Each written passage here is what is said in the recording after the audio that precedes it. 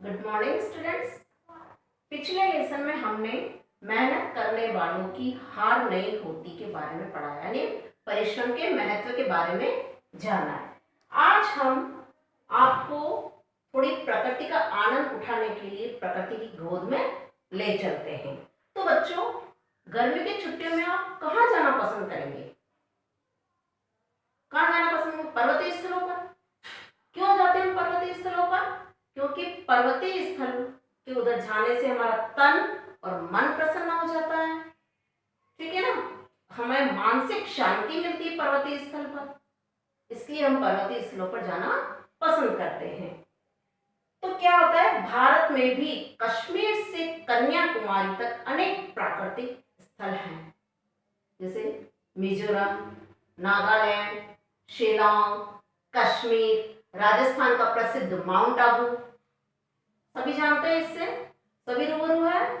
तो हम क्या करते हैं, गर्मी की छुट्टियों में इधर जाना पसंद करते हैं, है ना, क्योंकि हमें मानसिक शांति मिलती है और हमारा कुछ चेंज भी हो जाता है, हमें अच्छा लगता है, हमारा मन प्रसन्न हो जाता है। तो हम प्रकृति का आनंद उठाने के लिए हम कहाँ जाना पसंद करेंगे? पर्वतीय स्थल पर। अब देखिए कि यहाँ इन मिजोरम, नागालैंड, अपना ये माउंट आबू, कश्मीर, इसका आनंद उठाने के लिए हर वर्ष भारी मात्रा में सैलानी जाते हैं। हाँ, ये है कि अब हम यहाँ पर ऐसे ही एक पर्वतीय स्थल के बारे में हम अध्ययन करेंगे आज। वो है आपका पहाड़ों की रानी, पहाड़ों की रानी मनाली। पहाड़ों की रानी मनाली के बारे में हम आज अध्ययन करेंगे। मनाली क्या है? कुल्लू से 40 किलोमीटर की दूरी पर मनाली स्थित है। मनाली समुद्र की सतह से 1219 मीटर की ऊंचाई पर पर्वत की गोद में बसी हुई है। यहाँ का प्राकृतिक सौंदर्य बड़ा ही निराला है। कुल्लू से मनाली जाने वाली सड़क के दोनों ओर सेबों के बागान, है ना, देवदारू वृक्षों की भरमार और अनेक सुगंधित फूलों, विभिन्न प्रकार के सुगंधित फूलों के बगीचे बड़े ही मनमोहक हैं। वहां पर वहां की सुंदरता बड़ी ही निराली है। वहां बहने वाली नदी बहुत ही सुंदर लगती, कलकल करती नदी बहने वाली बहुत ही आकर्षक लग रही है और वहां सैलानियां बहुत ही भरपूर आनंद उठाते हैं, ठीक है। फिर आपको वहां पर बहुत सारे सेब, अखरोट, बादाम, नाशपाती और विभिन्न प्रकार की जड़ी बूटियां के बागान मिले। वहां विभिन्न प्रकार की जड़ी बूटियां पैदा होती हैं। फिर आपको आता है कि वहां के जो रहने वाले लोग हैं ना, वो बड़े ही मेहनती होते हैं, मतलब हर परिस्थिति में वो प्रसन्न रहते हैं, चाहे सुख हो चाहे दुख हो। और वहां के जो पर्वत हैं वो ऐसे लगते हैं जैसे कि ध्यान मग्न सन्यासी हो, ऐसा प्रतीत होता है। वो जो व्यास नदी बह रही है वो ऐसे लगती है जैसे कोई पैरों में घुंघरू बांधकर कोई नई नवेली दुल्हन आई हो।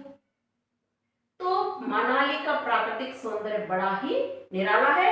आज हम प्रकृति की गोद में चलते हैं और हम इस कोविड-19 महामारी के दौर में हम कहीं घूमने ही नहीं गए, जा ही नहीं पाए, तो हम आज पढ़ाई के थ्रू, लेसन के थ्रू हम आज मनाली का दौर करेंगे, मनाली घूमने चलेंगे और उसका आनंद उठाएंगे। तो चले अब हम मनाली घूमने चलते हैं।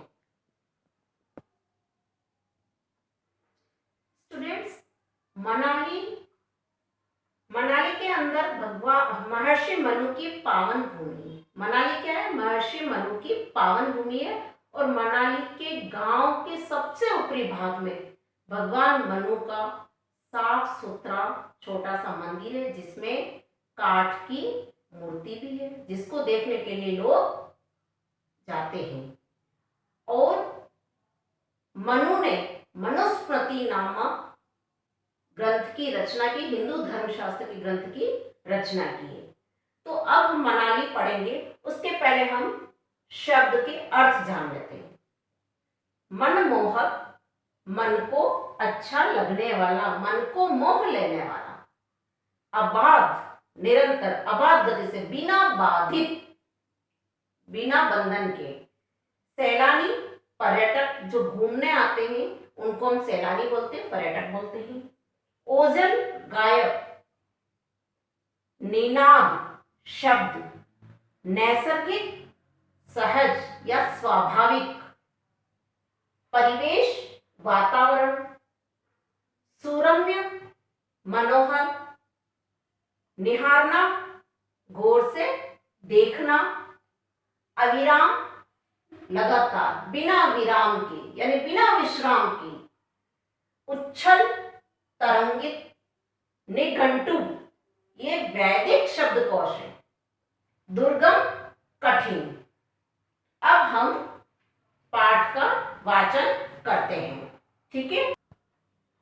मेरे साथ साथ आपको भी वाचन करना है अपने अंदर। बस ये देखना है कि मैं किस शब्द को कैसे बोलती हूँ।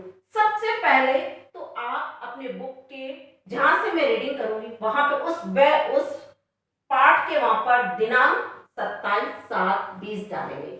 हमेशा जो भी चैप्टर पढ़ाया जाए उस चैप्टर के ऊपर दिनांक डालते हैं, ठीक है। चलिए अब हम रीडिंग करते हैं।